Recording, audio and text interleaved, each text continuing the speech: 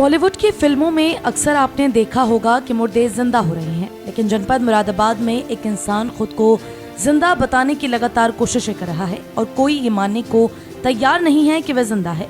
इंसाफ की चौखट पर लगातार चक्कर लगा रहा मुरादाबाद का ये सलीम नाम का व्यक्ति जिला प्रशासन की चौखट पर सिर्फ इसलिए गुहार लगा रहा है कि जिला प्रशासन उसको कह दे कि वह जिंदा है, क्योंकि नगर निगम मुरादाबाद द्वारा सलीम नाम के इस व्यक्ति को मृत घोषित कर दिया गया है और सलीम की प्रॉपर्टी को भी खुर्द-बुर्द कर दिया गया है। नगर निगम के आला अधिकारियों की मिली भगत के बाद इस जिंदा मुर्दे की प्रॉपर्टी को सलीम की पहली पत्नी, बच्चे और नगर निगम के आला अधिकारियों द्वारा खुर्द-बुर्द कर दिया गया।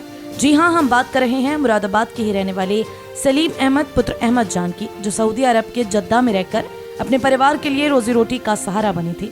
सलीम अहमद का कहना है कि उन्होंने अपने बचपन से लेकर जवानी और बुढ़ापे तक का टाइम अपने उन बच्चों की परवरिश के लिए लगा दिया जो बच्चे आज उसको मुर्दा बना चुके हैं और उसकी जमीन को भी खुर्द-बुर्द कर चुके हैं। सलीम का कहना है कि लगभग 40 साल पहले शहनाज नाम की महिला के साथ उसकी शादी हुई थी। शादी के बाद वह अपनी पत्नी को लेकर सऊदी अरब के जद्दा चला गया। पत्नी के 9 बच्चे हुए और 9 बच्चे हो जाने के बाद वह भारत वापस आया। पत्नी शहनाज ने भारत रहने की जिद की तो वह वापस सऊदी अरब चला गया। दोबारा फिर आया तो पत्नी को ले जाने की बात की तो पत्नी द्वारा मना करने के बाद पत्नी की मर्जी से दूसरी महिला निघत परवीन के साथ उसने निकाह कर लिया और निघत के भी 3 बच्चे हो गए। वह अपनी पत्नी निघत को लेकर सऊदीया में रहने लगा। इसी बीच उसकी पहली पत्नी शहनाज और उसके बच्चों ने मिलकर नगर निगम मुरादाबाद के अधिकारी से मिलकर उसका मृत्यु प्रमाण पत्र बनवाया और इसकी जमीन के वारिस बनकर जमीन को खुर्द-बुर्द कर दिया। परिवार की सूचना पर जब वह वापस इंडिया लौटा तो हकीकत जानकर उसके पैरों तले जमीन निकल गई। पहली पत्नी की करतूत के बाद अब वह खुद को जिंदा होने के सबूत मांग रहा। सलीम लगातार सरकारी दफ्तरों के चक्कर लगा रहा है, लेकिन उसकी फरियाद को सुनने वाला कोई नहीं। हमारे संवाददाता ने जब शिकायतकर्ता सलीम से बात की तो सलीम अहमद द्वारा कुछ इस तरह की प्रतिक्रिया को व्यक्त किया गया। ये पूरा मामला ये है कि मैंने इन बच्चों को ज़रूरत से ज़्यादा छूट और हर चीज़ इनको मुहैया करी और इन्होंने उसका गलत फ़ायदा उठाया। सऊदी अरब कब गए थे आप? मैं 77 में सऊदी अरब गया था और 77 के बाद मैंने वहाँ चला गया और फिर मैं आता जाता रहा और मैंने शादी 83 में करी। 83 के शादी करने के बाद 13 अप्रैल को, उसके बाद 84 को मैं सऊदी अरब इनको बच्चों बीवी को लेके चला गया। वहाँ रहते रहे। 5 बच्चे मेरे सऊदी अरब में पैदा हुए, 5 हाँ। और फिर वहाँ से मैं आ गया, फिर गया, इसी तरह से आन जान होती रही।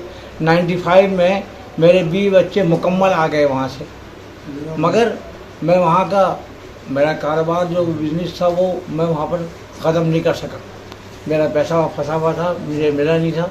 तो मैंने इनको फिर कहा कि तुम चलो सऊदी अरब, तो आने को तैयार नहीं हुई और उन्होंने ये कहा कि तुम किसी और को ले जाओ, मुझे बच्चे पढ़ाने हैं, मैं यहीं पर रखना, मुझे यहीं रहना है।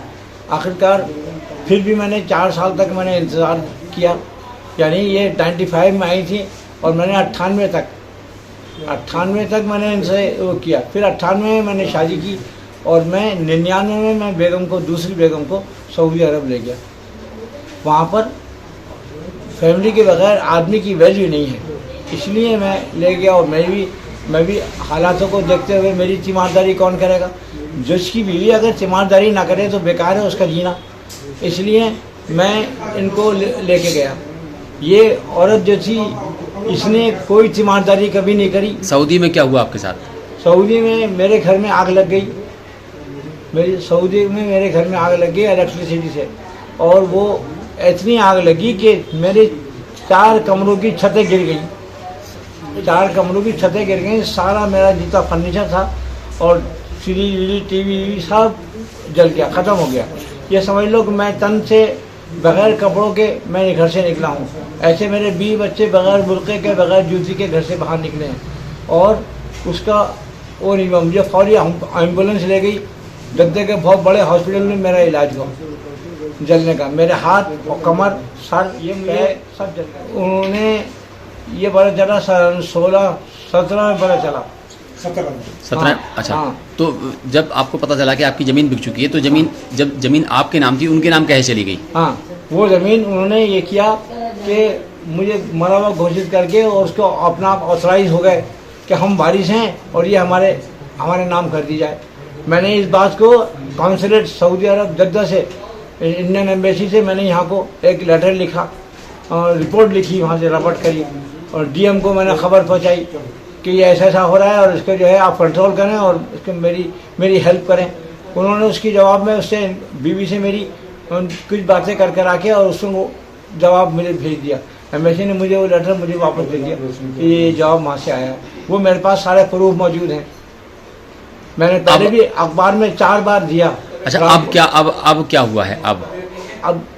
अब ये हुआ है कि इन्होंने मुझे वो करने के बाद मैं मरा हुआ घोषित कर दिया। अब मैं वो लेटर लिए फिर रहा हूँ, मुझे घोषित करने को तैयार नहीं, मैं जिंदा हूँ मैं, बल्कि उसके बदले वो ये कहते हैं सुलह कर लो। सुलह का क्या मकसद है? मैं सुलह क्या, मैं जिंदा नहीं मरा हुआ हूँ। बात झगड़ा ये है कि जो ये कह रहे हैं सुलह कर लो, मैंने किसी के खिलाफ वो रिवर्ट नहीं करी है। मैंने करी है कि मैं जिंदा हूँ, मेरे साथ जो कुछ भी किया गया है गलत किया गया, हुकूमत जो है मुझे जिंदा साबित करे। ठीक, सुलेनामा किस बात का कर रहे हैं? और वो पैसे खिला के सारे काम करने को तैयार हैं, कहते हैं हमारा पैसा बहुत है। कल भी इंक्वायरी आपकी जमीन कौन सी तहसील में थी? मिलक में थी, रामपुर। हाँ, रामपुर मिलक में, रामनगर गांव में वहाँ जमीन ली थी आपने? वो मैं इस जमाने से उसको रोके बैठा इसलिए कि मैं किसी काबिल हो जाऊं। कितनी जमीन रही होगी वो? तकरीबन 14 एकड़ थी। अब सारी बिक चुकी है वो। 14 एकड़ में से उन्होंने कुछ तो ग्राम समाज में डाल दी उसने, आजम खान ने, और ये उसी के रिश्तेदार हैं, भांजी है ये वो, इसने ये उनकी वो रजिस्ट्री वो कर दी, मेरा डेथ सर्टिफिकेट बनवा के और सारे उसके नाम करा दी।